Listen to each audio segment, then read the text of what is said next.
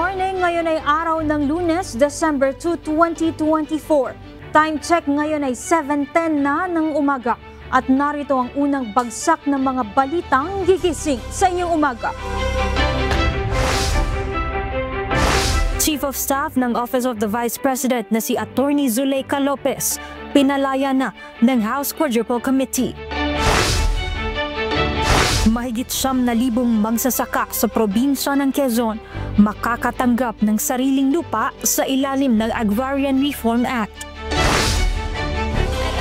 SSS Pension Booster at Ombudsman Graft Busters nananatiling malinis ang record matapos magwagi sa kanilang games sa eliminations ng UNTV Cup Season 11. PNP responders pasok na rin sa win column matapos manalo laban sa Senate Defenders.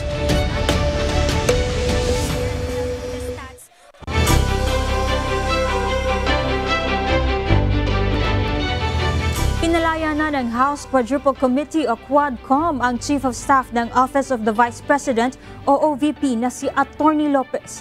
Ito ay matapos ang 10 araw na ipinataw sa kanya ng komite. Narito ang report ni Dante Amento. Natapos na nitong nakaraang Sabado ang 10 araw na contempt na ipinataw ng House Quadruple Committee o Quadcom kay Office of the Vice President Chief of Staff Attorney Zuleika Lopez. Kaugnay nito, pinalaya na ng komite ang abogado. Sa pahayag ng komite, pinalaya nila si Attorney Lopez matapos na mangakong dadalo sa mga susunod na pagdinig sa umano'y maling paggasta ng 612.5 million pesos na confidential funds ng OBP at Department of Education sa ilalim ni Vice President Sara Duterte. Si Lopez ay pinatawan ng contempt noong November 20 at idinitines dahil sa umano'y pakikialam sa pagdinig ng komite at paiwas na sagot sa House Inquiry. Nagkaroon pa noon ng malaking issue dahil pumasok si VP Sara sa Kamara at nagpalipas ng gabi sa Batasan Complex. Isinugod sa ospital si Lopez dahil sa panic attack. Sa pahayag ni VP Sara, sinabi nito na nagpasalamat si Lopez sa mga patuloy na sumusuporta sa kanya. Dante Amento, UNTV, News and Rescue. Diyos ang aming sandigan, serbisyo publiko ang aming pinahahalagahan. Muling sumagot si Vice President Sara Duterte tungkol sa ilang issue na iniuugnay sa kanya. Ito ay sa isang maikling panayam sa kanya ng media kung saan sinabi niya rin na ang isa sa kanyang staff ay nakalabas na ng ospital. Ang detalye sa report ni Jed Neresina. Matapos ma-confine ng 1 linggo sa Veterans Memorial Medical Center si Office of the Vice President Chief of Staff Attorney Zuleika Lopez, ay nakalabas na rin ito ng ospital noong Sabado, November 30. Sa panayam kay Vice President Sara Duterte, sinabi niya na hindi pa naman umaalis sa trabaho o nagre-resign ang kanyang Chief of Staff. Nagpaalam ng aniya ito na mag-leave muna pagkatapos makalabas ng ospital. Hindi pa siya nag-resign pero nagsabi siya na mag-i-indefinite leave na siya. So, once ma-clear siya dito, she will file an indefinite leave from the Office of the Vice President. Samantala, iginiit ng Vice Presidente na hindi siya ang dahilan ng nangyayaring kaguluhan ngayon sa politika. Ito ang kanyang naging tugon sa sinabi ni Congressman Jefferson Conghun na nagsimula ang mga ito ng maagang mangarap si VP Duterte na maging Pangulo ng bansa. Huwag nila akong i-gaslight into saying na ako ang dahilan ng kaguluhan na ito. Ang kaguluhan na ito ay nagsimula sa sa terrorism nila, sa harassment nila, sa threats nila, sa mga personnel ng Office of the Vice President. The presidency of 2022 was mine already. Na nanalo na ako sa surveys, lahat ng tao solid na, united na for my candidacy. Pero I gave it away because I felt I had to do some other things other than being President of the Republic of the Philippines. Tumanggi naman si VP Sara na magkomento pa sa naging pahayag ni Pangulong Ferdinand Marcos Jr. na pinigilan nito ang impeachment sa kanya sa Kongreso.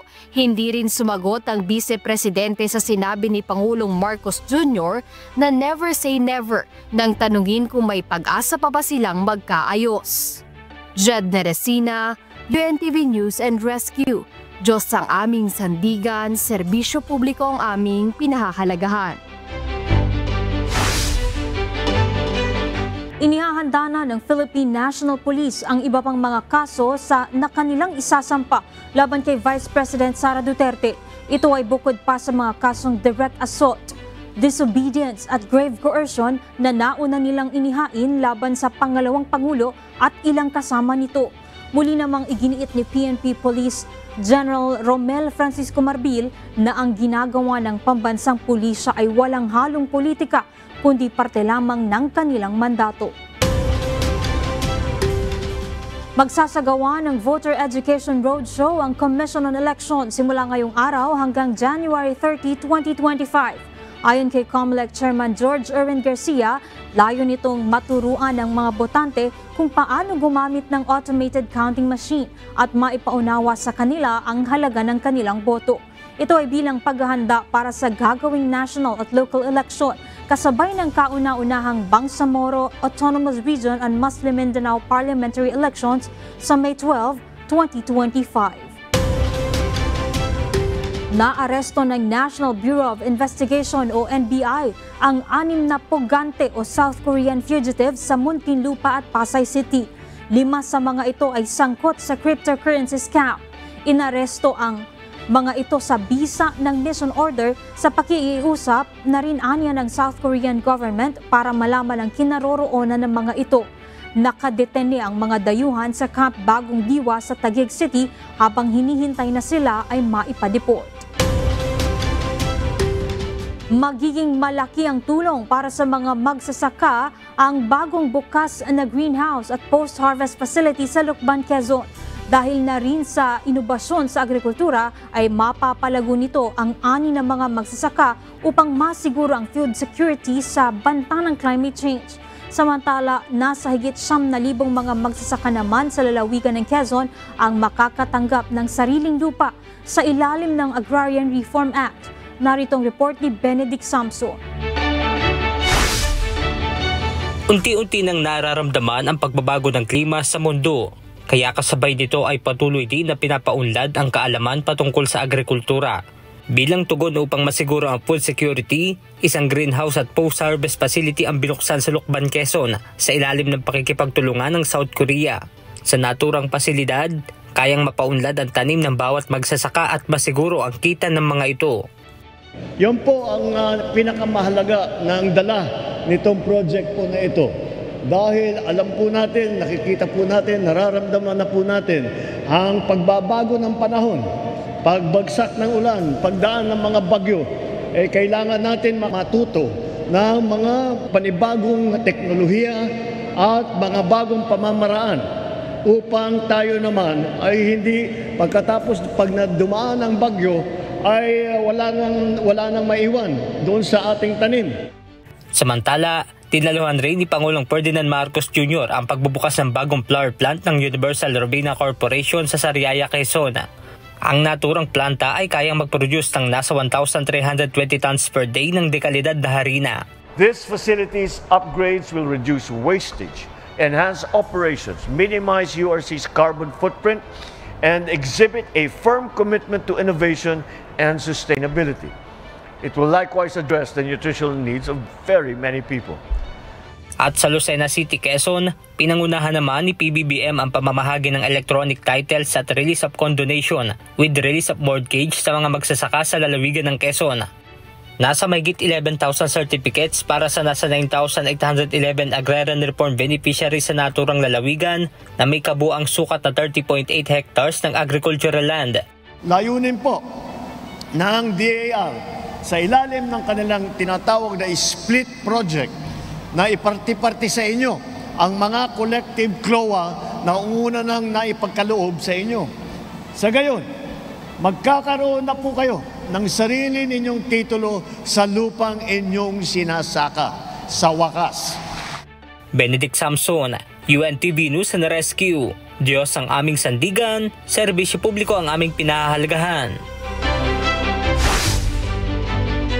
Sinalakay ng mga otoridad ang plantasyon ng marijuana sa Barangay Likungan, Bayan ng Sugpon, Ilocos Norte na sinira nitong nakaraang Miyerkules.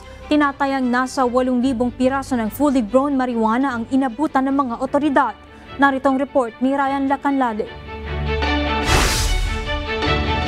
Kasama ang puwersa ng National Bureau of Investigation, Philippine Drug Enforcement Agency at La Union Police Mobile Force, sinalakay ng mga otoridad ang plantasyon ng marijuana sa isang liblib na barangay sa bayan ng Sugpon, Ilocos Sur noong November 27. Bago pa makarating ang mga otoridad sa lugar, tumakas na ang mga nagtatanim ng marijuana. Inabutan ng mga otoridad ang nasa 8,000 fully grown marijuana na ready for harvest na at 5 kilong dried marijuana nagkakahalaga ng mahigit 2 milyong piso. Agad sinira ng mga otoridad ang mga marijuana at sinunog. Hindi biro ang mahigit 9 na oras na tinahak ng grupo para marating ang plantasyon. Nasa bulubunduking bahagi kasi ito ng bayan na nasa boundary ng Ilocos Sur, La Union at Benguet. Pinasalamatan ni NBI Director Jaime Santiago ang PIDEA at PNP sa kanilang suporta sa NBI. Ang nasabing operasyon ay bahagi ng pinaigting na kampanya ng NBI para sugpuin ang iligal na droga sa bansa. Ryan Lacanlale, UNTV News and Rescue. Diyos ang aming sandigan, serbisyo publiko ang aming pinahahalagahan.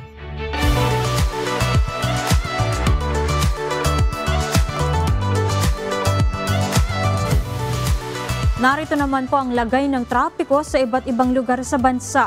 Dito po sa EDSA Bagong Barrio, makikita po natin dito sa ating screen sa right side going to Monumento ay maluwag po ang daloy ng mga sasakyan, gayon din naman po sa mga papunta ng Balintawak. Sa North Luzon Expressway o NLEX, as of 7:22 ay wala naman po tayong namamataang build-up o pagdami ng bilang ng mga sasakyan na dumadaan po dito sa iba't ibang bahagi ng NLEX. Sa drone video ni Jimmy Codiniera sa Pardo Service Road sa Cebu City, maluwag ang lagay ng trapiko sa magkabilang lane papuntang Basak at Talisay, Cebu City. At yan muna po ang ating traffic update sa umagang ito. Magbubukas ang Land Transportation Franchising and Regulatory Board o LTFRB ng aplikasyon ng special permit sa December 15 para sa holiday season. Ito ay upang maiwasan na magkulang ang mga masasakyan ng mga commuter na inaasahang dadagsa sa mga terminal para sa bakasyon. Ang detalye sa ulat ni JP Nunez. Inaasahan ng Land Transportation Franchising and Regulatory Board o LTFRB ang pagdagsa ng mga pasahero sa paparating na holiday season ngayong Disyembre. Upang hindi kulangin ng mga provincial bus, bubuksan ng ahensya ang aplikasyon sa special permit sa December 15. Ang mga special permit na aprobahan ay valid mula December 20, 2024 hanggang sa January 4 ng susunod na taon. Ang special permit ay ini-issue ng LTFRB sa mga provincial bus upang makabiyahe sila kahit hindi nila ruta para hindi sila maging out-of-line vehicles. Ayon kay LTFRB Chairman Chofilo Guadis III, ang pag-i-issue ng special permit ay regular na nilang ginagawa kapag holiday season upang matiyak na merong masasakyan ang mga pasahero. Samantala, nakapagbukas din niya ang LTFRB ng 5,000 slots para sa mga Transport Network Vehicle Service o TNVS. Naibigay ito sa mga TNVS noong nakaraang linggo. Paalala naman ng LTFRB sa mga commuter na planuhing mabuti ang kanilang mga biyahe upang hindi magkaroon ng aberya. Dapat ding tiyakin ng mga lehitimong mga public transportation ang kanilang sasakyan at hindi mga kolorum. JP Nunez, UNTV News and Rescue. Diyos ang aming sandigan, serbisyo publiko ang aming pinahahalagahan. Magpapadalang Department of Health ng ilang healthcare workers sa Micronesia dahil sa mataas na maternal mortality rate sa bansa. Tiniyak naman ng Department of Foreign Affairs ang kaligtasan ng medical outreach team na dadalhin sa bansa. Ang detalye sa report ni Asher Cadapan Jr. Magsasagawa ng medical outreach ang Pilipinas sa Federal States Micronesia. Alinsunod dito sa isang Memorandum of Understanding o kasunduan sa pagitan ng dalawang bansa na layong mapalakas ang kooperasyon pagdating sa kalusugan ng mga mamamayan. Ayon kay Health Secretary Teodoro Herbosa, tumataas ang maternal mortality rate o namamatay sa pagbubuntis ng mga kababaihan sa naturang bansa. Kaugnay nito, ilang Pilipinong healthcare workers ang pupunta partikular na sa Chuuk, Micronesia. Manggagaling ang mga grupo ng mga eksperto mula sa Dr. Josefa Abella Memorial Hospital na kilala bilang top maternity hospital. The request of the Federated States of Micronesia is to help. One of their islands is all different states. So one state is Chuuk, and Chuuk has high maternal mortality. That means we're going to look at how we can help solve that problem. Maternal care, antenatal care, provide ultrasound expertise. Target na isagawa ang medical outreach program sa bahagi ng Micronesia sa loob ng 2 linggo na magsisimula sa susunod na taon. Tiniyak naman ni Foreign Affairs Secretary Enrique Manalo ang kapakanan ng mga Pilipinong healthcare worker na pupunta sa Micronesia, katuwang ang Department of Migrant Workers. If certain agreements are made and reached where we will be sending Filipino healthcare workers in various countries, and especially those in the Pacific area, we will, of course, undertake the necessary coordination and cooperation with the Department of Health to ensure their safety. And also, perhaps, and I haven't discussed this yet, of course, with our Department of Migrant Workers, they will also be involved, depending on the nature of the Philippine participation. Asher Cadapan Jr., UNTV News and Rescue. Diyos ang aming sandigan, serbisyo publiko ang aming pinahalagahan. Balik Pilipinas na si Marites Veloso, kapatid ni Mary Jane Veloso na humaling na ma-repatriate matapos makaranas ng pang-aabuso mula sa employer habang nagtatrabaho sa Riyadh, Saudi Arabia.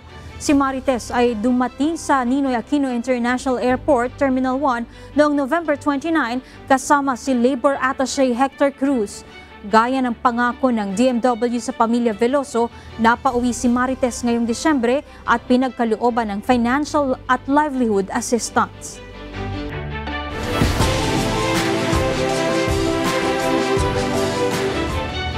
Bumisita si Canadian Prime Minister Justin Trudeau kay incoming President Donald Trump sa Florida nitong Biyernes. Nagkaroon ng hapunan ng dalawa ilang araw matapos magpahayag si Trump ng plano nitong magpatupad ng 25% na taripa sa mga import mula Canada at Mexico sa kanyang pag-upo sa pwesto sa Enero.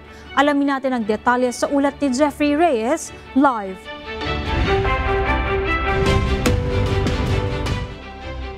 Yes, Jeffrey, good morning. Yes, good morning Kuya. Good morning Celine. Nagpulong sina US President-elect Donald Trump at Canadian Prime Minister Justin Trudeau sa Mar-a-Lago kung saan tinlakay nila ang kalakalan, enerhiya at lumalalang crisis sa droga na sa fentanyl. Ito ay kasunod ng plano ni Trump na magpataw ng 25% na taripa sa mga kalakal mula sa Canada at Mexico. Isang hakbang na nagdulot ng pangamba ng trade war sa pagitan ng US at dalawang pinakamalalaking trading partners nito. Nagkasundong magsanib puwersa ang Canada at US upang tugunan ang mga problema sa ekonomiya. Ayon kay Trump, ang mga taripa ay magiging kasangkapan upang mapanatili ang kaligtasan ng mga mamamayang Amerikano at matugunan ang trade deficit ng US sa Canada.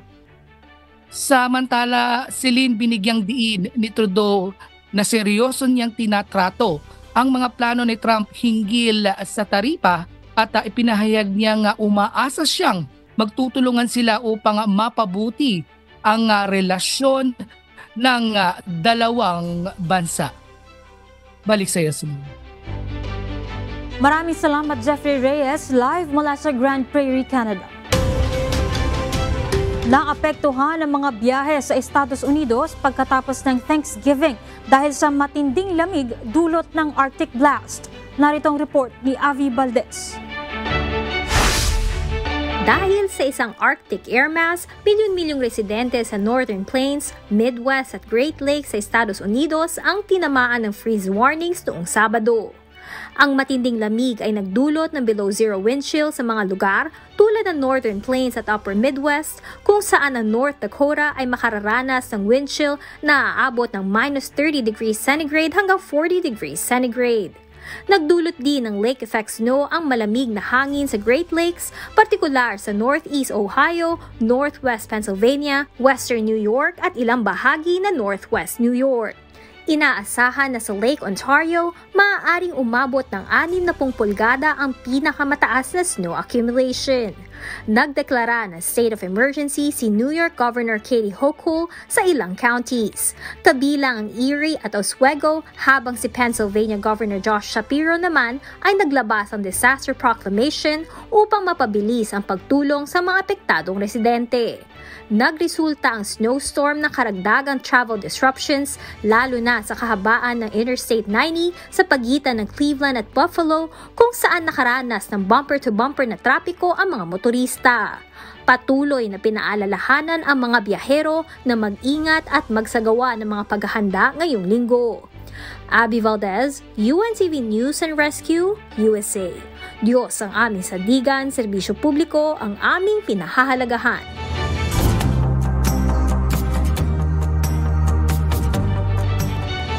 Daan-daang mga residente sa probinsya ng Camarines Norte ang inilikas ng mga otoridad kahapon. Ito ay matapos makaranas ng mga pagbaha.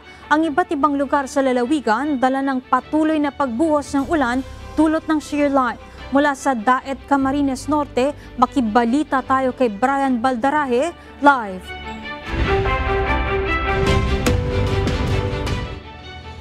Brian, good morning. Kumusta ang panahon dyan sa Cam Norte at maulan pa ba hanggang ngayon?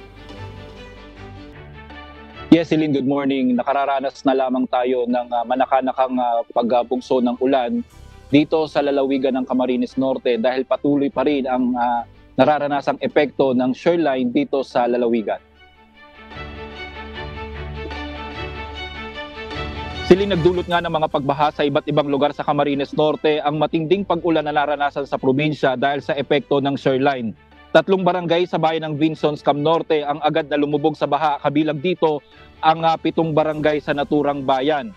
Dahil dito, ilan sa mga residente ang agad na inilikas kahapon ng mga otoridad mula sa mga barangay na Mangkayo, Kalangkawan Norte, Poblasyon 1 at Poblasyon 2. Gamit ang rubber boat at mga bangka, magkakatuwang na pinuntahan ng PDRRMO Cam Norte, MDRRMO Vinsons at Bureau of Fire Protection ang ilang mga residente sa mga nabanggit na lugar matapos umabot ng hanggang dibdib ang baha na naranasan dito. Sa tala ng MDRRMO Vinsons, aabot sa 136 na pamilya o katumbas ng 475 individual ang dinala sa mga evacuation center sa bayan ng Vinsons. Agad naman nagpadala na ang lokal na pamahalaan ng mga hot meals sa mga pamilya nagpalipas ng gabi sa mga evacuation center. Ngayon, namimigay kami ng food packs na initial na tulong sa kanila. At bukas, mamimigay kami ng baka champurado, ulugay, bukas ng umaga. Magay naman sila pag nasa evacuation center. Naasikaso namin. Meron pa naman kaming mga food packs na mga tira. Kaugnay nito, Silin, ilang mga pamilya din ang inilikas sa bayan ng Labo at Daet matapos umabot ng critical level ang ilog sa naturang mga bayan. Ilang mga kalsada din ang hindi madaanan sa probinsya dahil sa pag-apaw ng mga spillway, kabilang na ang spillway sa Barangay Calabagas at Kabanbanan sa bayan ng San Vicente. Not passable din sa lahat ng uri ng sasakyan ang ilang mga kalsada sa bayan ng Basud at Talisay, Mercedes, dahil sa pag-apaw din ng mga spillway. Gumuho naman ang parte ng kalsada sa Barangay Gumamela sa bayan ng Labo, kaya hindi rin ito madaanan ng lahat ng uri ng sasakyan. Sila nagkaroon din ng landslide sa bahagi ng Maharlika Highway sa Barangay Bagong Silang 1, kaya pansamantala itong hindi nadaanan kagabi ng mga sasakyan papasok at palabas ng probinsya. agad naman nagsagawa ng clearing operation ang mga otoridad sa lugar, kaya pasado alas 9 ng gabi ay passable na ito sa lahat ng uri ng sasakyan. Sa ngayon, suspendido na ang pasok sa lahat ng antas ng pampubliko at pribadong paaralan sa probinsya. Patuloy na nakabantay at nakamonitor ang DRRMC sa bawat LGU sa probinsya sakaling lumala pa nga ang epekto na dulot nitong mga pag-ulan dala ng shoreline. Celine, sa kapapasok lang din na impormasyon na nakalap natin, nagkaroon na ng isang casualty dito sa bayan ng Labo kung saan isa nga ang namatay habang isa ang sugatan dahil sa nangyaring landslide o pagguho ng lupa sa bahagi ng Maharlika Highway sa Barangay Anamiam dito sa bayan ng Labo bandang alas 8:30 kagabi. Ayon sa mga otoridad, Celine, nangyari ang landslide dahil sa matinding pag-ulan na nararanasan nga dito sa Cam Norte. At ngayon nga, Celine, nandito rin tayo sa Barangay Bagasbas dito sa bayan ng Daet kung saan pinuntahan nga natin itong isinasagawang search and retrieval operation na ginagawa ng mga otoridad dito sa isang sakay ng bangka na lumubog dito sa bahagi na ito ng bayan ng Daet. Isa itong bangka na ito, Celine, sa 5 bangka na lumubog mula doon sa bayan ng Mercedes matapos anudin nga ng malakas na pagragasa ng baha mula sa bundok palabas ng gitna ng dagat. At kanina ayon sa mga otoridad, buo pa itong bangka na ito pero ngayon nga halos nagkapira-piraso na at makikita rin dito sa aking likuran yung mga debris ng mga bangka na nasira dahil nga sa matinding pag-ulan na naranasan dito sa Cam Norte. Celine. Maraming salamat Brian Baldarahe, live mula sa Daet, Camarines Norte. Nirespondihan ng UNTV News and Rescue ang isang lalaking rider na naaksidente sa may MCLL Putik Highway sa Zamboanga City. Samantala, tinulungan naman ng UNTV News and Rescue Team ang biktima sa isang mauling incident sa Tagum City. Narito ang report ni Lizelle Nael. Good evening, UNTV. Yes sir, UNTV.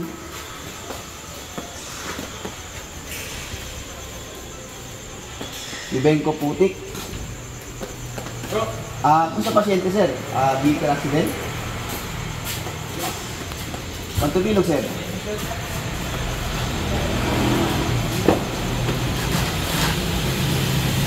Yes sir, yes sir. Sige sir, sige. Nirespondihan ng UNTV News and Rescue ang tawag mula sa Operation 911 kaugnay sa isang vehicular accident sa MCLL Putik Highway, Zamboanga City. Sir, good evening UNTV. Kinilala ang lalaki na si Jefferson Cruz, 34 years old, na may mga sugat sa kanyang binti, dibdib, mukha at noo. Agad naman siyang binigyan ng paunang lunas ng UNTV News and Rescue Team. Matapos malapatan ng first aid, ay dinala ito sa Zamboanga City Medical Center. Patuloy pang iniimbestigahan ng mga otoridad ang nangyaring aksidente. Actually, dito kami kanina, makain kami ng balot, tama ko. Tapos, na mga 5 minutes, patingin sila, makain ng balot. Yes po. Lipat sila doon, sir, kasi ulan man, tapos kami, lipat din kami dito. Opo. Tapos nilang kumakain doon, sir. Pag-alis na sila, sir. Pag-alis nila, hindi pa namin makikita dito kasi nakaharap yung pader na yun, sir. Oh. Yes po. Bigla na lang, may narinig kami, sir, na parang nabasag pa. Nabasag. Oh. Pag tinignan namin doon, pag tingin namin yun, ayun, sir, dalawang motor, pagkaan. Pero hindi namin alam kung sino yung may kasalanan sa kuha na yun. Opo. Pag tingin namin, parehas naman yung dalawang motor na doon. Samantala, sakto namang nagro-roving ang UNTV News and Rescue Team nang makakita ng isang lalaking nakahandusay sa gilid ng kalsada. Ayon sa biktima, pinagtulungan siyang bugbugin ng mga kasama niya na nagresulta sa pagkakaroon ng laceration sa ulo at mukha. Kinilala ang biktima na si James Ian Bertulpo, 19 anyos, residente sa Timog, Tagum City. Matapos malapatan ng pangunang lunas, ay dinala ang biktima sa Davao Regional Medical Center. Lizelle Nael, UNTV News and Rescue. Diyos ang aming sandigan, serbisyo publiko ang aming pinahahalagahan.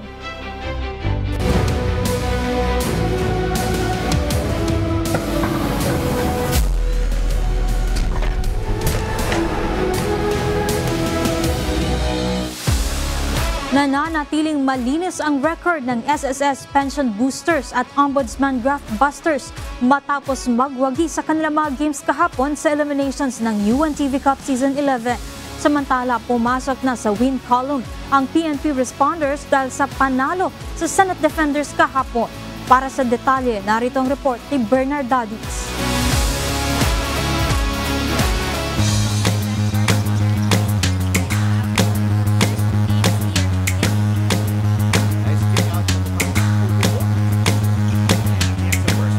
Tinapos ng SSS Pension Boosters ang winning streak ng Comelec Vanguards sa kanilang sagupaan kahapon na nagtapos sa score na 107-87.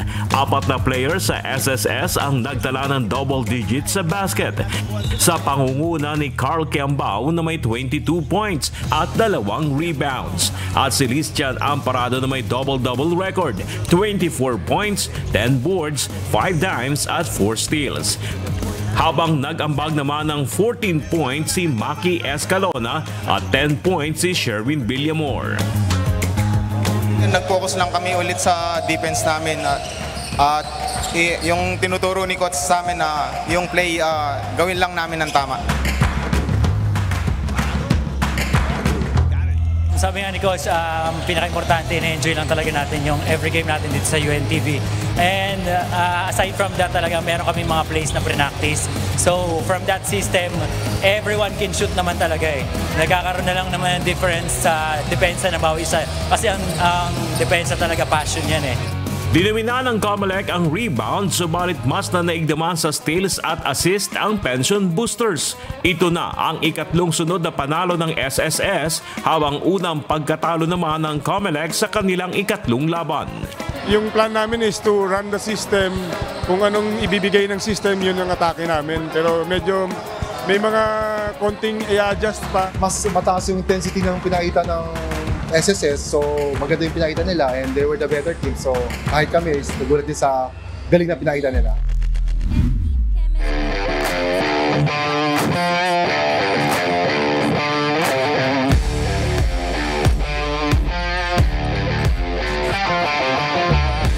Noberson Franco at Samuel Ignacio, no problem para sa Ombudsman Graft Busters.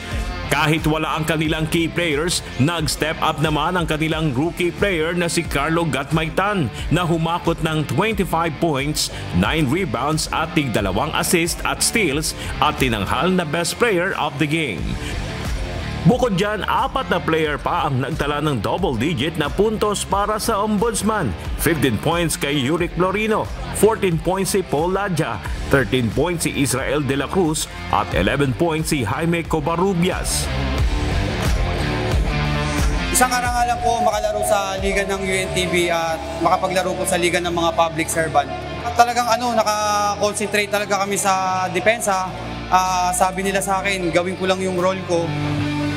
Pinayukod ng Graft Busters ang DNR Warriors sa score na 101-86. Gusto talaga namin silang takbuhan. At nakita namin yung kung gaano ka-effective yung mga players namin when we run the play.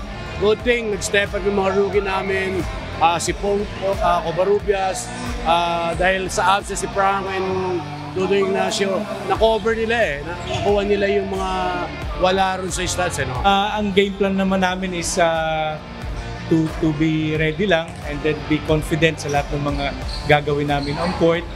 And unfortunately talagang ang Ombudsman nakapaganda sa amin and we were not able to repair yung kanilang small ball na lineup. Dahil nga din daw sa init ng panahon ngayon.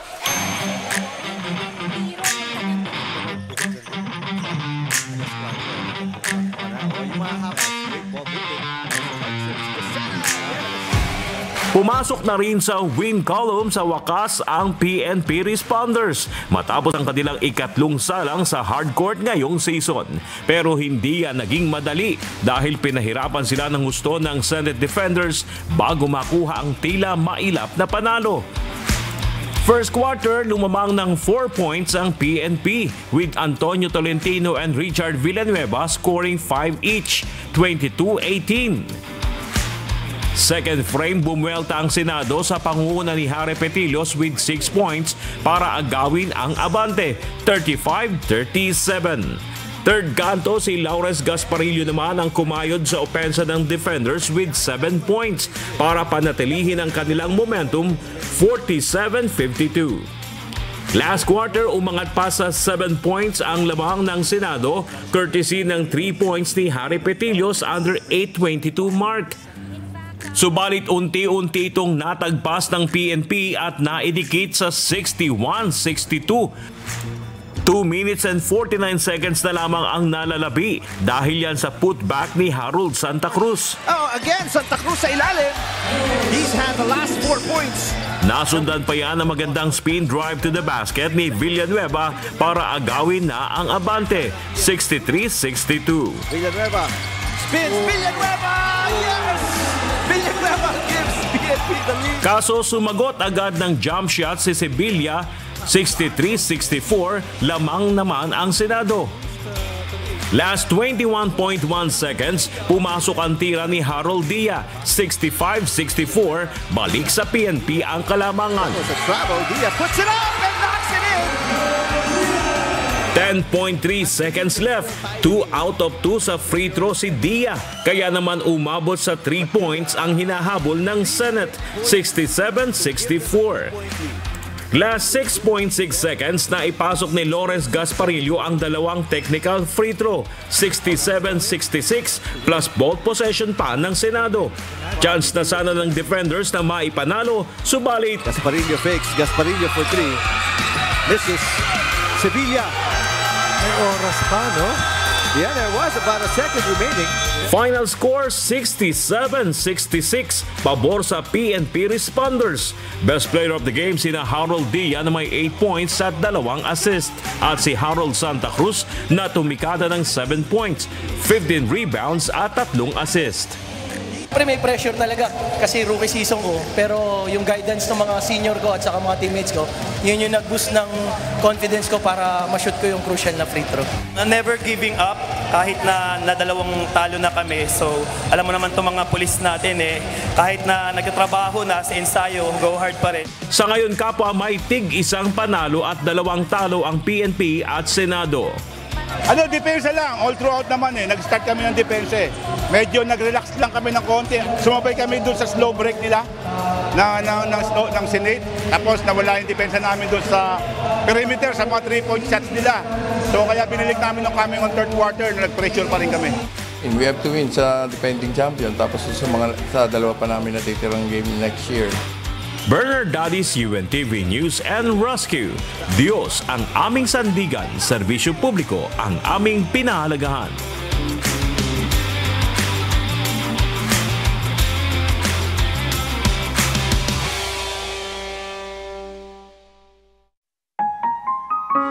At sa ating iiwang mga salita ng Diyos na ating sandigan mula sa Book of Revelation chapter 3 verse 19 na nagsasabi, As many as I love, I rebuke and chasten. Be zealous therefore and repent. Ang lahat kong iniibig ay aking sinasaway at pinarurusahan. Ikaw nga'y magsikap at magsisi.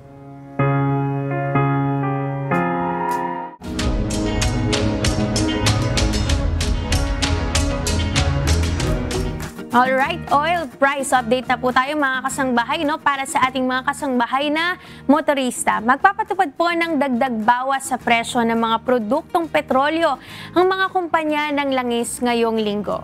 Sa pagtaya po ng oil industry players, tataas ng 70 hanggang 90 sentimos ang presyo ng kada litro ng gasolina.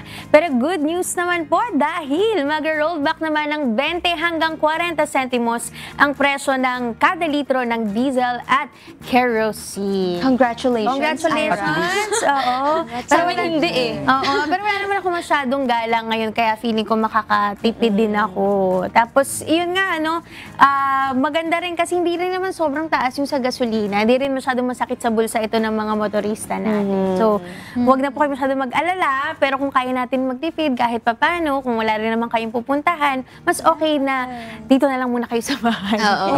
Sakto yan kasi may mga humahabol na mag-shopping, di ba? Dahil holiday, kaya maraming gagastos. Mga late night shopping sa December talaga madalas yan. Pero ito naman, job alert po sa mga Q-citizens. Naghahanap po ng mga bagong empleyado ang JK Network Manpower Services. Narito po ang mga job vacancies para sa inyo.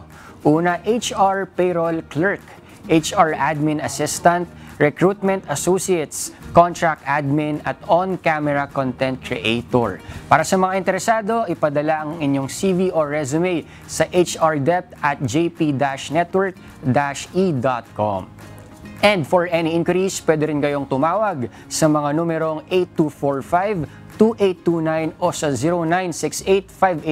0968-583-0472 at hanapin si Miss Zia o Miss Shai. Para maging updated sa iba pang job hiring sa lungsod, palaging i-check ang Quezon City Peso official Facebook page. Kaya sa mga po dyan, sa mga naghahanap pa ng work, yung mga kakaresign lang or naghahanap ng ibang magandang experience, take advantage po natin ito. Tsaka kanina may nakita ko dito yung mga cameraman para sa pag-create ng content, which is ngayon sa mga nakikita ko sa mga businesses talagang parang meron na silang nire-require na merong mga ganun na in-demand yung mga nagka-camera, yung social media manager, yung mga naggumagawa ng kumbaga ng contents sa online. Talagang in-demand. Kaya nga naalala ko rin kasi before nung sa mga ka-industry ko in sa mga taga-mass communication, yung mga nasa multimedia arts, parang meron kaming time na medyo kami naging natakot kami kasi sa growing ng AI, ganyan. Tapos kumbaga ang daming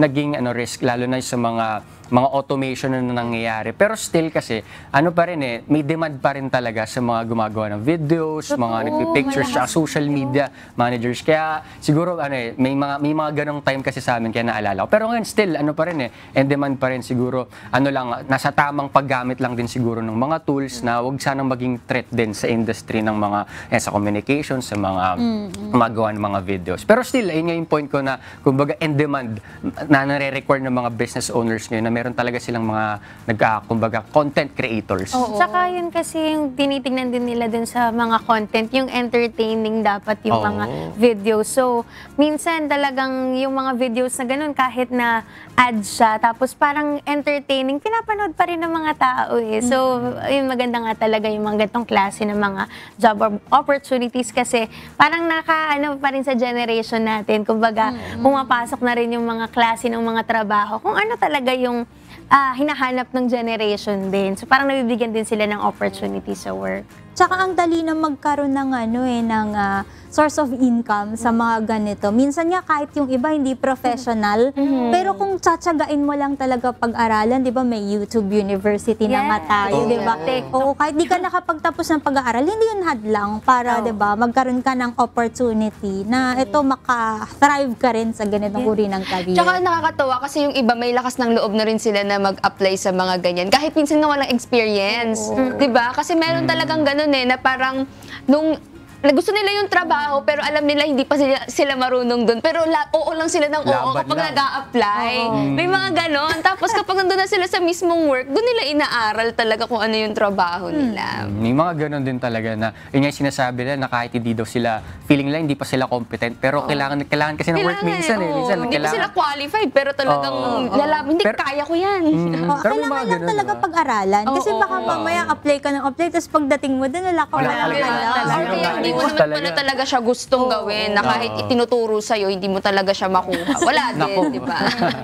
Pero mga kasabahay, ito naman, pinagdiriwang ngayong araw ang 161st araw ng Pasay. At bilang bahagi ng selebrasyon, magsasagawa bukas, December 3 ng job fair and skills training ang pamahalaang lungsod. Gaganapin po ito sa Cuneta Astrodome mula alas 9 ng umaga hanggang alas 4 ng hapon. 2,700 job vacancies ang maaari ninyong applyan sa Mega Job Fair at pwede na rin po kayong mag-asikaso ng inyo pong mga kakailanganing dokumento dahil kaisa rin dito ang iba't ibang ahensya ng pamahalaan. Kasama rin po sa activities ang DOLE Integrated Livelihood Program, awarding of certificates of eligibility, nail care workshop with toolkits at eyelash workshop with toolkits. Para po sa iba pang detalye, check lamang ang It's Peso Pasay official Facebook page. college. Gusto ko yung meron din silang mga yung para sa mga kikay-kikay natin ng mga kasambahay. Hindi naman pala kikay lahat. Pero kasi itong ganitong klase ng trabaho, kahit para dun sa mga nanay, na minsan hindi naman sila nakakalabas na para talaga doon magtrabaho, yung hindi talaga kaya na buong araw nasa trabaho lang. Maganda yung mga ganitong mga pinagkakakitaan, yung pagmamanicure, pedicure, yung mga on-call sila. Home service. Meron din kaming mga ganyan na yung mga tinatawagan, halimbawa sa massage, tapos magpapa-manicure, pedicure ka. Ang laking tulong sa kanila kasi minsan yung ikaw nga lang yung customer nila, may pangkain na sila agad. Saka yung tip din na nabibigay ng mga customers. True. Tsaka yung di na sila gagastos ng panggamit kasi medyo may kamahalan pag lahat yun pinili mo ng sabay-sabay. So at least ngayon may bibigay na rin naman sila. Makakapag-start na rin talaga yung mga kasambahay natin na na makapagtrabaho rin agad once na matuto sila. Saka yung 2,700 na job vacancies, parang ang laking bagay din no. Tsaka parang napansin ko nga ngayon, dami rin na mga job fair. Kasi nung nakaraan, di ba, dun sa mall, sabi ko na dinadaanan ko palagi, may job fair na naman ako nakita. Sabi ko, wow, nakakatuwa. Siguro baka isang senyalis din na gumaganda yung ekonomiya natin o kaya kahit hindi man sobrang gumaganda pa yung ekonomiya natin, maganda na nakakapagbigay tayo ng trabaho sa ating mga kababayan. Saka marami talaga pag months. Kasi iwas na ng 13th month. Pag nag-hire ka ng mga months, iwas sa 13th. Yes. Tama yan. Pero sweldo naman sila. May sweldo naman sila. Wala yung 13th month. Pero eto, punta pa rin tayo sa Pasay City pa rin. Anyayahan o inaanyayahan ng mga Pasayenyo na makiisa at magbigay ng dugo sa pamamagitan ng Pasay Bleeds PINK o Pink Type Mo, Type Ko o ang dugo ko ay pinagkaloob at inialay ng kusang loob. Ito ay gaganapin sa December 4, 2024, araw ng Miyerkules sa Pasay City Astrodome mula alas 8 ng umaga hanggang alas 3 ng hapon. Sa mga nais po na mag-donate ng dugo, kayo po ay dapat na fully vaccinated, nakahandang physically and mentally, at syempre, meron pong dalang valid ID. Para sa karagdagang impormasyon, maaaring bisitahin ang Pasay Health Education and Promotion Facebook page o tumawag sa 888 Pasay 727-29 local 1147 o 1148. Ayan, buti na lang meron pa rin tayo mga blood donation drive sa iba't ibang lugar kasi medyo mahirap talaga makahanap ng dugo, 'di ba? Minsan sa social media makakakita ka bigla na naghahanap po ng ganitong klase ng dugo kasi minsan wala sa mga blood banks lalo na kapag yung dugo rare yung mga AB type na dugo, ganyan. Or kaya minsan, naghahanap kasi sila ng kapalit. No? Minsan kapag kukuha sila ng dugo sa blood bank, kailangan palitan mo. Halimbawa, kukuha ka ng ibang donor. Ikaw, friend kita, kailangan ko ng dugo, hindi ako pwede. So, bibigyan ako ng dugo ng blood bank. Palitan mo, mag-donate ka for me, ganon. May ganun nga. Nangyari yan sa tito ko one time kasi nasa ICU siya. Tapos, kailangan namin ng dugo. So, bago kami bigyan, kailangan meron muna kaming ibibigay. So, buti na lang, laging nandyan yung MCGI. MCGI din ang nagbigay sa amin ng dugo noong time na yan para makakakuha rin kami sa blood bank. Right. Ito, bukod sa Pasay City, magsasagawa rin po ng mass blood donation ng Makati Action Center's Community and Patient Relations Unit. Ito ay sa pakikipagtulungan ng Makati Health Department at ng Ospital ng Makati. Gaganapin po ang mass blood donation sa December 10 to 11, 2024 sa ground floor ng Makati City Hall, Building 2 mula alas 8 po ng umaga hanggang alas 2 ng hapon. Inaaniyahan din po ang mga Makatizens na makiisa at mag-donate ng dugo dahil ito po ay makapagliligtas ng buhay. Di ba nga sinasabi, hindi tayo nakakapag-manufacture ng dugo So talagang kailangan, meron tayong willingness din kung tayo naman din may capacity kasi hindi naman po lahat nakakapag-donate din ng dugo Pwedeng sa may mga health concerns sila or hindi kaya talaga katulad ni Tini, hindi makaabot doon Hindi ko talaga kaya timbang Yung 50, di ba dapat at least 50 kilos ka. So, kailangan, may requirements po na sinusunod. So, kung kaya naman po natin, pasok tayo sa banga, makapag-donate po tayo. At saka, di ba, excited din tayo kasi ang MCGI magsasagawa rin ng ng mass bloodletting sa December 19, kung di ako nagkakamali. So, mga mga nakikinig na mga kasangbahay natin, i-ready na na po natin ang ating katawan. Oo, tsaka may health benefits yan sa atin, di ba? Matatapos yung taon na to na healthy ka, di ba? Donate na, mga kasambahay. Ito naman, abiso naman para sa mga Navotenyo. Dahil namamahagi po ang Navotas City Government ng PWD o SPED or SPED Educational Financial Assistance sa pangunguna po ng Persons with Disability Office. Makikita ang listahan ng mga benepisyaryo sa link na tinyurl.com/PWD-SPED-Scholars-1205. Ito ay gaganapin sa December 4 mula 8 a.m. to 3 p.m. sa harap po ng NavoServe Navotas City Hall Annex. Pumunta lamang po kayo sa itinakdang oras, dala ang mga kailangang dokumento. Ito po ang mga kailangan, mga kasambahay: PWD ID o SPED School ID, original at photocopy po dapat ito and back-to-back. Isang valid ID ng authorized parent or guardian, kailangan po ng original at photocopy, back-to-back din po. 2 copy or photocopy ng Memorandum of Agreement sa long o legal size bond paper at Navo Registro QR Code. Kung kayo naman po ay kinatawan ng magulang o guardian o kayo po ang kukuha, dalhin din po ang mga sumusunod: isang valid ID ng kinatawan, original at photocopy, back-to-back. Isang or authorization letter galing sa authorized parent or guardian at Navo Registro QR Code. Makikita naman po ang payout schedule ng mga benepisyaryo sa Navotenyo Ako Official Facebook page. Wow, payout. Ganda. At least may mga nakukuha ang benepisyo. Yung hindi lang yung ating mga senior citizens, yung ating mga PWD din, at syempre yung ating mga SPED o yung ating mga kasambahay na may special needs. Kasi ang laki rin talaga ng gastusan para sa kanila, di ba? Na yung mga gamutan nila, yung iba talaga dyan, maintenance na rin. So talagang yung magbigyan natin sila ng allowance kahit papano, yung konti nilang magagamit para makabili ng kanilang mga gamot, malaking tulong na rin. Tsaka yung check-up, tapos yung mga therapies, yung iba niya nag-undergo pa ng therapies, yun yung medyo mabigat. Kaya, salamat din naman sa Diyos at merong ganitong mga ginagawa yung ating local governments para sa kanila. At yan po ang ating advisories for today. Samantala mga kasangbahay, lako naman po tayo sa ating kasaysayan. Alam nyo ba na mahigit 40 taon na ang nakalilipas ng maisagawa ang pag-implant ng kauna-unahang permanent artificial heart sa mundo? Ang operasyon ay itinuturing na malaking tagumpay matapos na mabuhay ng mahigit 100 araw ang pasyenteng kinabitan ng artificial heart. Balikan natin ang pangyayaring ito sa ating Today in History.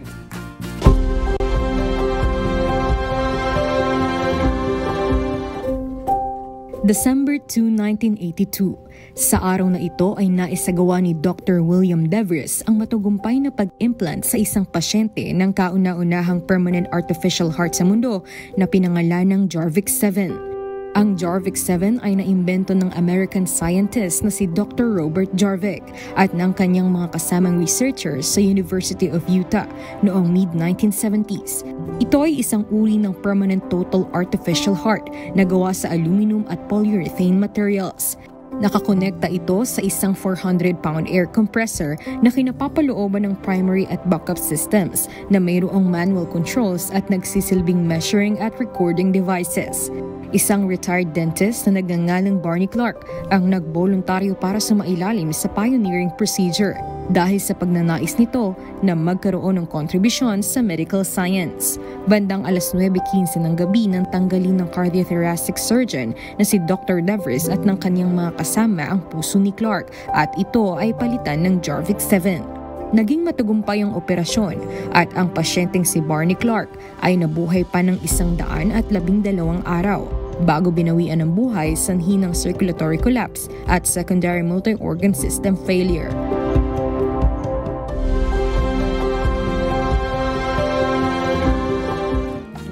Meron ngang interview itong si Dr. William Devries. Tinanong sa kanya, bakit daw si Barney Clark ang napili dito sa unang-una na permanent na artificial heart, no? Sabi niya kasi fit daw dun sa criteria na hinahanap. He was over 50, merong chronic na heart disease, tapos during pala nung time na yan, parang malapit na rin siya sa kamatayan niya. So parang hinihintay na lang na ano bang mangyayari sa kanya. Pero nung umpisa pala, hindi pa kagad pumayag si Barney Clark na magpa-transplant sa kanya. Kasi una pinakita pala ni DeVry na nag-transplant sila ng heart doon sa mga baka. So pinakita niya kung paano yung gagawin. Kaso ang sinabi ni Barney Clark kay DeVry, sabi niya, kasi yung baka, healthy naman siya. Wala siya nung mga sakit na meron ako. So parang natatakot din siya na somehow i-risk din yung life niya na baka mamaya hindi na rin siya magising. Pero later on, pumayag siya kasi nung time na na-realize niya na for the past 4 years daw na nag-ongoing siya ng medications, tapos ng mga therapies, marami daw tao na tumulong sa kanya. So it's time daw to pay back naman, na parang kahit na maging alay na lang siya para din sa science, para makatulong din siya sa iba. Oo, kasi ano rin siya, 'di ba? Retired siya na dentist, si Barney Clark. So, isa nga yun sa sinabi niya kasi nung time daw na parang hinihikayat nga rin talaga siya na ano dito, kumbaga siya yung maging unang lilagyan ng first permanent artificial heart. Talagang mayroon kang sa sarili mo na alam mo rin na risky yun talaga. Pero yun nga ang sinabi niya na kung kapalit naman nun, improvement sa science, hindi naman daw talaga siya magdadalawang isip na ibigay pa yung niya, kumbaga yung life niya. Kasi thankful pa rin nga siya kasi nagkaroon siya ng 112 days pa na dagdag sa kanyang buhay nung matapos yung operation. Kasi nagkaroon nga lang din talaga ng complication, nagka-stroke din siya after nun, 'di ba? Tapos nagkaroon siya ng mga infections. Yun din yung nag-cause kung bakit lalo pang nanghina yung katawan niya. But still, dahil nga dun sa nangyaring to, yung research na to, itong ginawa na to sa artificial heart, na transplant or implant sa kanya, nagkaroon nga naman talaga ng improvements, 'di ba? Ng mas marami pang research kung paano mai-improve yung pagkakaroon ng implant. Nagkaroon din ng hope yung mga katulad niya na may sakit din na about sa kanilang mga puso. Tsaka ito nakarely din pala yung yung kumbaga yung puso niya sa parang external na console. Kaya yung mobility daw niya is kasing laki ng ref. Kasing washing machine nga ang pagkaka-describe. Ang naisip ko kasi dati dito, para akala ko parang magagawa niya na yung mga ginagawa niya dati. Pero still kasi, 1982. So pa siya, kumbaga, kailangan yung lugar niya is nasa vicinity lang nung kumbaga nung external console nung nung transplant. Pero still, itong nangyari dito is pa rin sinasabi na major success. Kasi nga, kumbaga, siya yung naging sinasabi na naging may term sila dito is yung permanent na kumbaga na ito yung what do you call this, parang feasibility o yung possibility na magkaroon nga ng isang artificial heart na maging temporary or permanent na heart. Kaya siya naging major success, lalo na sa up until now na sinasabi na ito nga daw yung naging foundation na ngayon nga may mga records tayo na 6,000 yearly nangyayari, merong ganitong nagpe-perform ng mga transplant ng heart, which is isa nga sa mga naging foundation. Ito yung naging artificial heart. Tapos, pero kasi ang pa rin talaga, hindi siya ganun kadali yung possibility na magkaroon ng transplant. Kasi unang-una daw yung sinecheck dyan is yung eligibility ng tao. Kailangan match daw yung body size mo, tsaka kung compatible ba kayo, maraming risk. Tapos yung yung sinasabi na donor availability, hindi naman lahat kumbaga available na mag-donate. Kailangan syempre healthy. Kaya hindi siya ganun karaming nangyayari. Pero may yung mga factors na kailangan i-consider. Kaya hindi rin siya basta-basta. Tsaka ang daming risk. Ang dami ding risk na pwedeng mangyari. Tapos yung mga nagiging successful na operation dito is hindi ganun humahaba yung buhay nila. Parang nasa 90%, sinasabi na 90% na 1 year na humahaba yung buhay nila. Tapos pagdating ng mga 5 years, nasa bumababa yung percentage ng survival nila, which is bumababa ng 75 to 80%. So, though successful yung pagkakaroon ng heart transplant, pero yung buhay is hindi na ganun kahaba.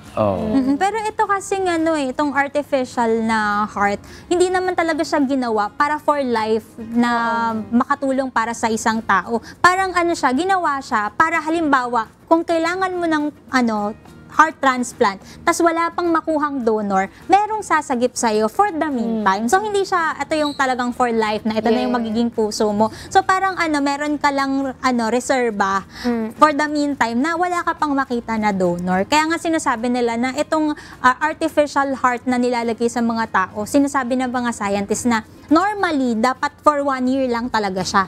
Within 1 year, dapat makakuha ka na ng sarili mong donor kasi nga, magkakaroon ng mas maraming risk kapag nagtagal siya sa'yo. Kasi syempre, artificial siya, hindi naman siya normal na parte ng katawan ng tao. Kaya nakakatuwa din, no, dahil sa kanila, nagkaroon tayo ng ganitong innovation. Alam ko, ang tawag na ngayon dito sa artificial heart, yung LVAD, nakalimutan ko yung meaning, pero LVAD na yung tawag sa kanya. Tapos hindi na nila kailangan ng ganyan, na kasing lalaki ng mga washing machine. Yung iba nakakabit na lang sa katawan, naka-wrap around sa kanila, tapos parang merong battery na kailangan. Tapos siya yung magpa-pump ng dugo for the whole body. So, ayun. Kaya nakakatuwa na may mga ganito na innovation. Kwento nga din last na mga kasangbahay. Hanggang sweet kasi ni Barney Clark. Nung pagkagising pala niya after ng surgery, tinanong sa kanya, ano daw yung nararamdaman? May pain ba? Sabi niya, wala naman daw pain. Pero naramdaman daw niya kasi na first time daw ulit na ganun kalakas yung tibok ng puso niya. Tapos sinabi niya sa asawa niya, even though I don't have a heart, I still love you. Sabi niya ganun.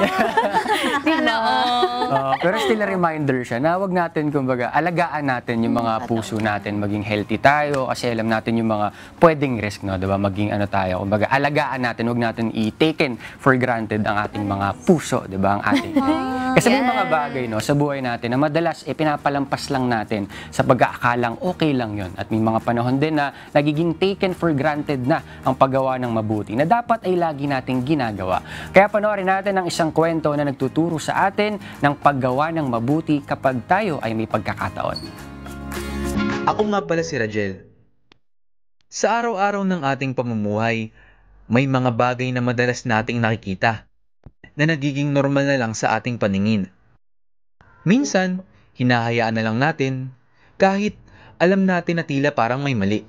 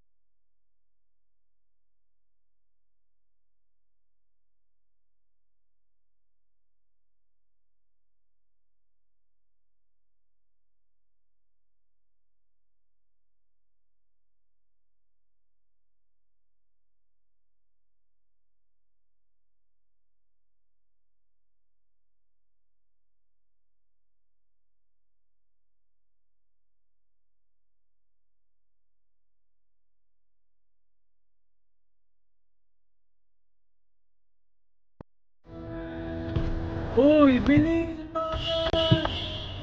Bilis! Ang bagal! Uy, bilis naman! Doon! Bilis! Bagal!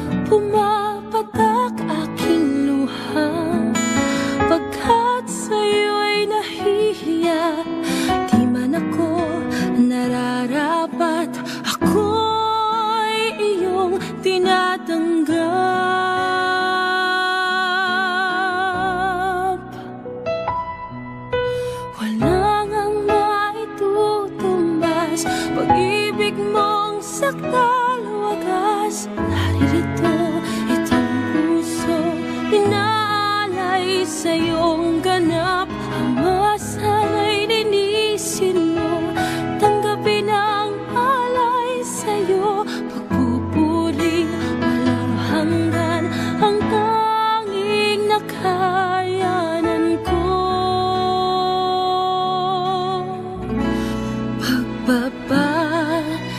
Salamat, tanging maihahandog sa'yo. Abang alipin, sana ay lingapin mo.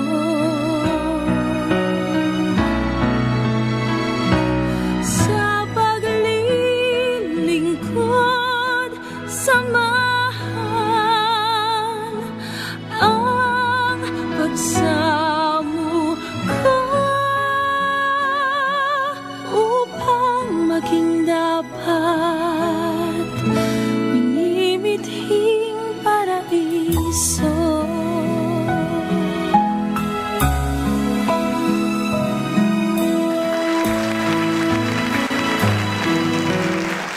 It's a good reminder sa atin na kapag may mga opportunities tayo na right in front of our faces, na i-take natin yung yung opportunity na yun na makagawa ng mabuti. At saka naparad ko dito sa Arsiano Drama yung hindi ka naman kailangan gumastos para makagawa ka ng mabuti. Yung maging as simple as maging kind ka lang sa tao na kumbaga yung gestures mo kung paano mo siya kausapin. Kasi may mga ganun talagang kumbaga isipin yung mga tao na lahat naman tayo may pinagdadaanan. Ano ba naman yung maging kind ka lang sa tao na hindi ka makadagdag sa mga kumbaga sa bad vibes na mabibigay mo sa kanya, 'di ba? Yung mga ganong simpleng bagay. Tsaka yung kumbaga yung mga simpleng lang din yung pagpupulot mo ng kalat mo na maging part ka ng cleanliness ng isang lugar, 'di ba? Hindi naman siya yung binigay na example sa atin na hindi naman komplikado na makagawa ng mabuti. Kaya kapag it's within our power, meron tayong capabilities na makagawa ng mabuti, take advantage natin. Tulad ng paalala sa atin ni Brad Ellie, 'di ba? Huwag na tayong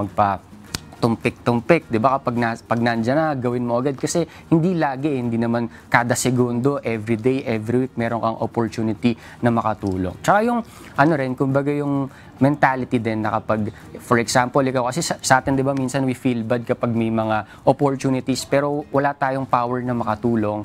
Parang we feel bad. Kaya magandang motivation din na kapag kumbaga yung magsipag ka para ikaw naman yung time na since ikaw natulungan ka, may dadating naman yung time na ikaw naman yung tutulong, 'di ba? Kaya magandang kumbaga maraming reminders na gustong ibigay sa atin dito sa Arsiano Drama. Tsaka ang sarap sa feeling na maramdaman natin na nakakagawa tayo ng mabuti kasi ang Diyos ang nagbibigay sa atin ng pagnanasa na gumawa tayo ng mabuti. At saka syempre alam naman natin na kapag gumagawa tayo ng mabuti, napapalugod natin ng Diyos, diba? Ikaw ba mapasaya mo ang Diyos, diba? Sobrang laking achievement nun. At kagaya nga nung sa Arsiano Drama natin, diba? Kailangan bawat opportunity na meron tayo, i-grab natin na gumawa tayo ng mabuti. At dahil Monday ngayon, kumustahin natin ang isinasagawang weekly medical mission ngayong araw sa Doña Orani, Bataan. Naroon po si Brother Melvin Arbo. Good morning po, Brother Melvin! Yes! Good morning po sa inyo, Sis Ira, at sa inyong lahat po dyan sa studio. At syempre, sa ating Kuya Daniel at sa lahat ng ating mga kasangbahay all over the world. At sa umaga pong ito, Sis Ira, tuloy-tuloy po ang ating paglilingkod sa ating mga kababayan dito po sa MCGI Clinic na mapatatagpuan po sa Doña Orani, Bataan. Ayan. Mula pa po yan kanina, ay tuloy-tuloy pa po. Meron pa po tayong mga dumarating pang mga pasyente. Nandyan po sa ating registration na area.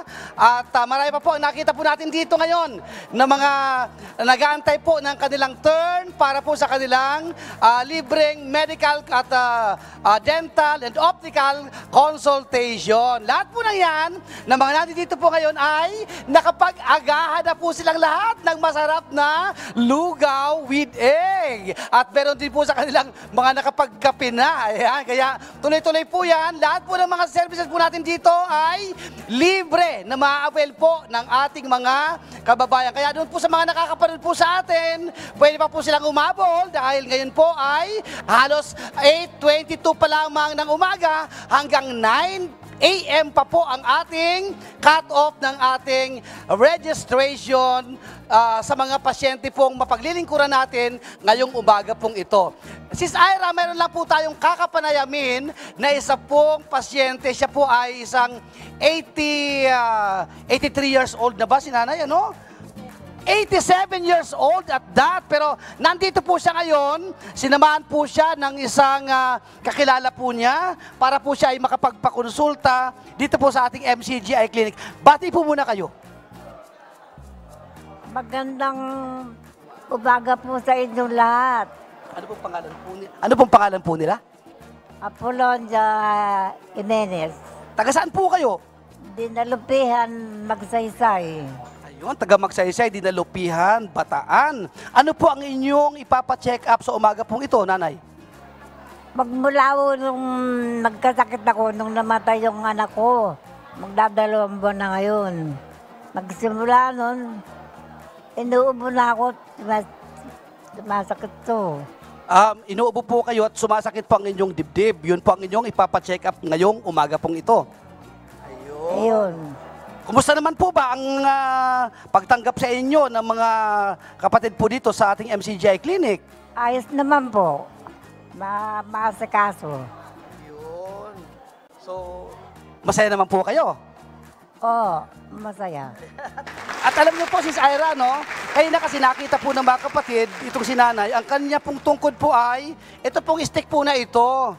Kaya siya po ay, pinalitan na po kagad naman natin ng bagong tungkod. Ayan, no? Nakabulan po ang sinanay po ng tungkod dito po sa ating MCGI Clinic na libre. Tama po ba, nanay?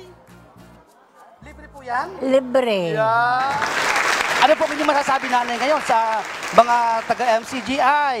Mabait po sila. Mabait, maasikaso. Yan.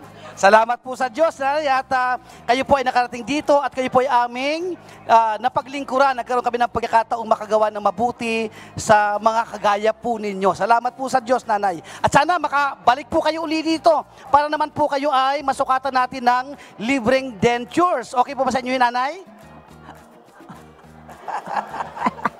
Ayun. Susunod na pong punta niya rito ay dentures naman ang kanyang i-avail. At ang ating update lang po, Sis Ira, sa ating pong mga napaglingkuran na po sa umaga pong ito, ang ating pong medical consultation, meron po tayong 52 sa adult, pediatric consultation po ay 19, dental services po ay a total of 76. At ang breakdown po niyan, merong 51 sa dental extraction o bunot ng ngipin, meron pong 10 para po sa linis ng ngipin o cleaning. At sa dentures po natin, meron pong 15 na mapalad na mga walang ngiping makaka-avail ng libreng dentures dito po sa ating MCGI Clinic. At meron din pong 40 na nagpatala para maka-avail naman ng optical services with free reading glasses. At meron na rin po tayong naitala po na 7 dyan po sa ating legal consultation. Sa panguna po yan ng MCGI Law Center. Dyan po si Attorney Ruth Soriano at ang kanyang mga kasama. At meron po rin tayong haircut ngayong umaga pong ito. At meron na pong 13 na napaglilingkuran ang ating mga barbero dito po sa ating MCGI Clinic. Ano patok na patok, ano? Talagang lagi pong bestseller. Kung makita po ninyo, lagi pong bestseller po sa ating mga services, ang dental services na pinagkakaloob po ng ating MCGI Clinic. Talaga namang pati po yung dental, linis, bunot, at talaga pong dinadagsa po tayo ng ating mga kababayan dito po sa ating MCGI Clinic sa Doña Orani, Bataan. Yan muna ang aming update. Sis Ira, balik po sa inyo sa studio. Yan. Maraming salamat po sa Diyos, Brother Melvin Arbol, live na live dyan sa Barangay Doña Orani, Bataan. At syempre kasama po ni Brad Melvin ang iba pa nating mga volunteers na laging nakikiisa sa ating medical mission. Nandyan po sina Dr. Catherine Lopez, Dr. J.D. Valero, Dr. Melanie Peñaflor, Dr. Dennis Alcantara, Dr. Lilian Alcantara at si Dr. Sarina Carlos. Kasama rin po sina Sis Ruth Soriano and Sis John Mercado para naman sa mga may legal concerns. Kasama rin po ang MCGI medical staff na sina Brad Amor Tulalian, Brad Raymond Brevese, Sis Cresanta Batanes, Sis Liza Marie Decena at Sis Roseline Labaclado. Ayan, ang mga kasama natin dyan sa ating medical mission. Salamat po sa Diyos. Yes, at syempre tayo naman dito sa MCG ay gusto natin na hindi lang Pilipinas yung hindi lang dito sa Pilipinas tayo nakakapagsagawa ng mga medical mission, kung maaari pati sa ibang bansa sa buong mundo para matulungan natin yung ating mga kababayan din na nangangailangan ng atensyong medikal. At alam niyo ba mga kasambahay, muling narating ng MCGI medical team ang ilang bansa sa Latin America upang maglingkod sa ating mga kapwa-tao. Ito ay bilang tugon sa kahilingan ng ilang mga lokal na opisyal doon para malingap ang kanilang mga kababayan. Tunghayan natin ang isang kwentong ng pagbabayanihan para gumawa ng kabutihan. Gracias por estar presente en mi distrito y de haber compartido y seguir compartiendo no tanto el alimento material y el alimento espiritual que la población de Chinchao está recibiendo con mucha satisfacción. Una vez más, mil gracias al hermano por haber recibido mi solicitud y de haber aceptado y de estar presente aquí.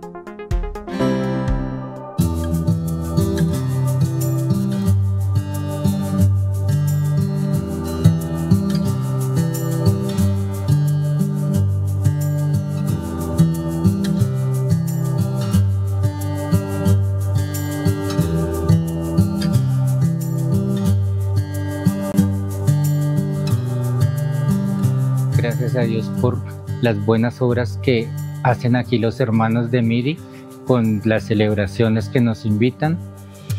Dando gracias mi gran comunidad por las obras, los beneficios que nos ofrecen. Gracias a Dios. Y gracias por estar presente en mi distrito y de haber compartido y seguir compartiendo no tanto el alimento material y el alimento espiritual que la población de Chinchao está recibiendo con mucha satisfacción. Una vez más, mil gracias al hermano por haber recibido mi solicitud y de haber aceptado y de estar presente aquí. Solo desearlos que les siga Dios bendiciendo y conduciendo y seguir apoyando a nivel nacional e internacional. Gracias. Y agradecerle, verdad, al hermano Daniel Razón por esta brigada de implementos a nuestros hermanos necesitados. La verdad que han hecho un gran esfuerzo y créanme que como autoridad del municipio nos sentimos honrados de tenerlos en nuestro municipio y más que honrados, agradecidos por el servicio que le están brindando a nuestros habitantes, ¿verdad? La verdad que se nos dan poco estas brigadas en el municipio y nosotros pues estamos muy agradecidos tanto con los miembros de la Iglesia Miri como las personas, ¿verdad?, de Estados Unidos que hoy pues los tenemos aquí. Para nosotros es un honor y un agradecimiento tenerlos aquí. Muy contento por ver el rostro de alegría del pueblo de Morazán al poder acercarles esta ayuda que viene primero pues en el nombre de Dios y luego pues por medio de que Él los utiliza a ustedes como su instrumento para poder acercarse a ellos tanto en sus problemas físicos como en sus problemas de salud y, por qué no decirlo, también en los problemas espirituales, ¿verdad? El Señor, que ustedes llegaran, que ustedes aparecieran y vinieran a exponernos a nosotros cuál era su deseo, cuál era su intención. Gracias a todos los miembros de la Iglesia de Dios Internacional por este esfuerzo que hacen, por este gran amor que tienen a nuestro país, El Salvador, venir desde muy lejos para estar cerca de nosotros, apoyándolos. De verdad, como diputada del departamento de Zulután, me siento muy contenta por estar acá acompañándoles a ellos y muchas gracias y que Dios me los bendiga a todos, a Miri, y un saludo muy especial al hermano Daniel. Que Dios los siga multiplicando esas bendiciones para cada uno de ustedes. ¡Miri cuida!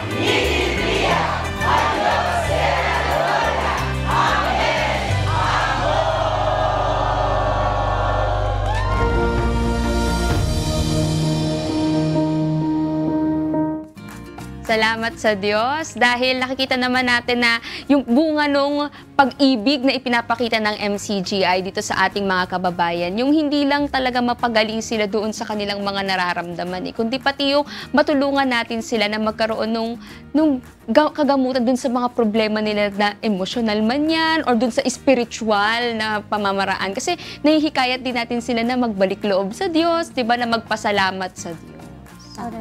Tsaka, nakakatawa din pagka, syempre, naririnig natin sila na nagpapasalamat sila sa Diyos. Kasi yun naman yung isa sa nagpapagalak ng puso natin. Kasi ang goal naman natin, hindi yung tayo yung mapapurihan, kundi yung Diyos mapasalamatan, mapapurihan. Kasi siya naman ang nagbibigay ng lahat ng mga bagay. Kaya nakakagawa tayo dito sa mga klase ng mga pagtulong natin sa ating mga kapwa.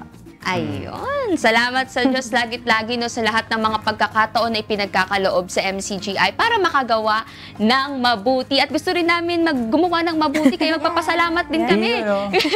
We would like to thank Adlaon Optical. Visit their branches in Baliwag, Bulacan at Super 8 Warehouse and beside Gong Pancho. They also have a branch at Aliw Complex, Calvario, May, Kawayan City. You may also reach them at 0922-878-5911. Dr. Joseph Lee would like to thank Genesis Organic Spirulina. Ito ay isang uri ng superfood na siksik sa protina, vitamins, and antioxidants na kailangan ng ating katawan. Ito ay 100% organic and natural at walang malansang amoy, kaya sigurado kang high quality. Siguraduhin may complete nutrition ka every day with our trusted superfood, Genesis Organic Spirulina. For inquiries and orders, contact 0977-688-5730. Also available online and selected Mercury Drug outlets. Good morning sa akin, Mamsi. Good morning, Mamsi. And of course, thank you Natural One Salon for making my hair healthy and looking great. Alam niyo ba mga kasangbahay, sila lang ang one and only hair salon in the Philippines that offers no harsh chemical treatments, 100% all natural organic hair color options at walang haircut for women. You can check them out at Natural One Salon on Facebook and other social media platforms. Natural One, ang number one. And also, we would like to thank Lendason Gas Corporation, your partner for all industrial and special gases needs. Their other products include regulators, welding and cutting outfit, centralized supply and manifold system, and pipeline installation. For inquiries, please contact them at 8824-0867 and 8824-9360. Yun, yun lang. Kasangbahay. Ito na. Sad to say, tapos na po ang ating program.